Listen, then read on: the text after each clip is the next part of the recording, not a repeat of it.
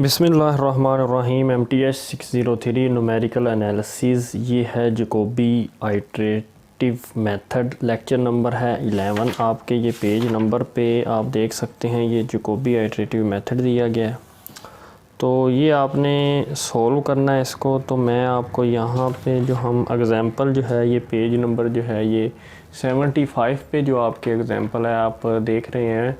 75 पे जो एग्ज़ाम्पल है मैं उसको सॉल्व करूँगा। तो आपके पास है ये एग्ज़ाम्पल जो कि है पेज नंबर 75 पे ये गिवन दी गई है।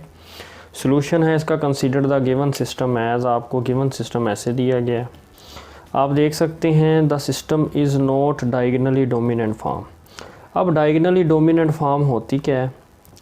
तो वो ये होता है कि आपका ये जो x के कोफिशिएंट है यहाँ पे 3 है, यहाँ पे 1 है, ये 10 है।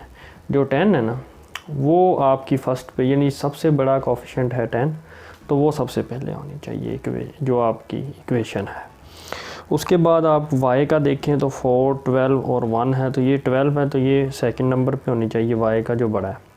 देन आपका ये जो 15 है z 3 और 2, 15 ग्रेटर देन है तो वो आपका z पे सबसे बड़ा, तो ये आपका अब डायगोनली डोमिनेंट फॉर्म हो गई।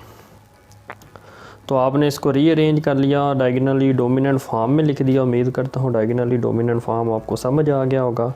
अब हम x की वैल्यू फाइंड करते हैं। 10x है तो ये है आपका 7.74, ये प्लस y उधर जाके माइनस y, माइनस 2z उधर जाके प्लस 2z, ये 10 है उधर जाके 1/10 हो गया। ऐसे ही आप y की वैल्यू आप फाइंड करेंगे। ये 39.66, x उधर जाके माइनस और प्लस 3y उधर जाके प्लस 3z उधर जाके माइनस 3z, और जो आपका ये 12 है उधर जाके 1/12 हो जाएगा।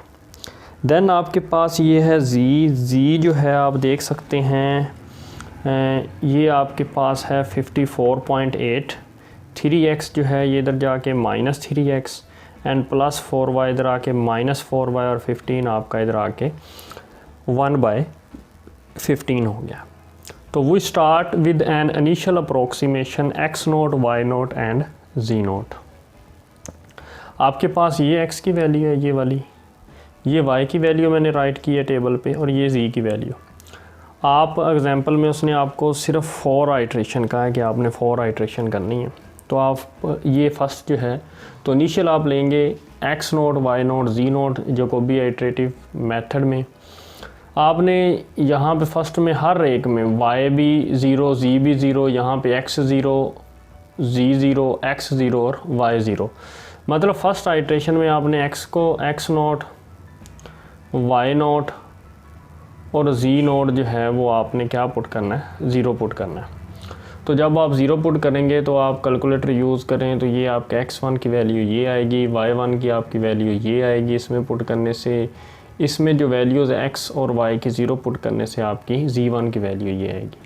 अब सेकंड आइट्रेशन में आपने x1 क्या पुट करना है, आपने x1 आपकी ये वाली वैल्यू पुट होगी 0.744 एंड देन आपके पास y1 की जो वैल्यू है न्यू वो आपके पास है 3.305 पुट होगी, और z1 की जो वैल्यू है वो आपके पास क्या पुट होगी 3.653।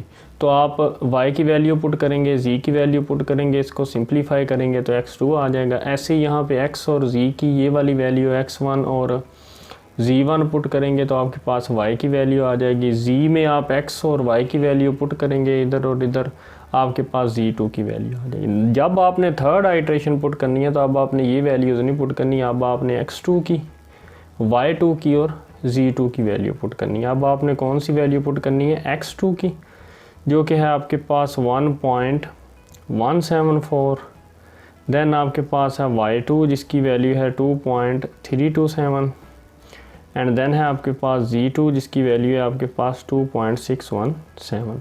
यहाँ पे आप y और z की कीमत पुट करेंगे, आपके पास x की कीमत आ जाएगी x3, यहाँ पे x और z की कीमत पुट करेंगे y3 आंसर आ जाएगा। z पुट करेंगे तो आपके पास z की वैल्यू फाइंड करने के लिए x और y की वैल्यूज़ पुट करेंगे तो आपके पास ये आंसर आ जाएगा। जब आपने फोर्थ आइट्रेशन करनी है तो जाहिर सी बात है अब आप x3 की वैल्यू पुट करेंगे, y3 की वैल्यू पुट करेंगे और z3 की ये जो गिवन वैल्यू, x3 की आपके पास ये वैल्यू है, y3 की आपके पास ये वैल्यू है, z3 की आपके पास ये वैल्यू है, ये आपके पास x का फंक्शन है।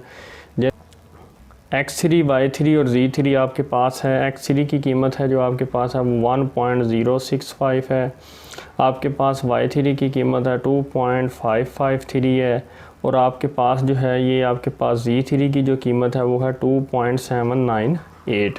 अब आप जब x3 की कीमत पुट करेंगे, x4 की कीमत फाइंड करने के लिए आप y4 और z4 की कीमत पुट करेंगे तो सिंप्लीफाई करने के बाद x4 की कीमत ये आ जाएगी। जब आप y4 की कीमत आपने फाइंड करनी है तो x3 और z3 की कीमत आप पुट कर देंगे, आपके पास y4 की कीमत आ जाएगी। इधर आप x3 और y3 की कीमत पुट करेंगे तो आपके पास z4 की कीमत आ जाएंगी।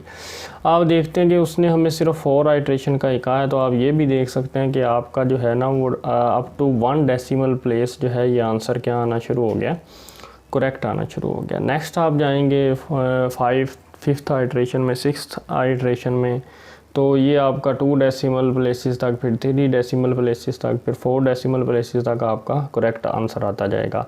उम्मीद करता हूँ आपको जैकोबीज आइट्रेटिव मेथड जो है वो आपको समझ आ गया होगा। For more video subscribe to my channel and stay tune with Waqar Institute. Thank you.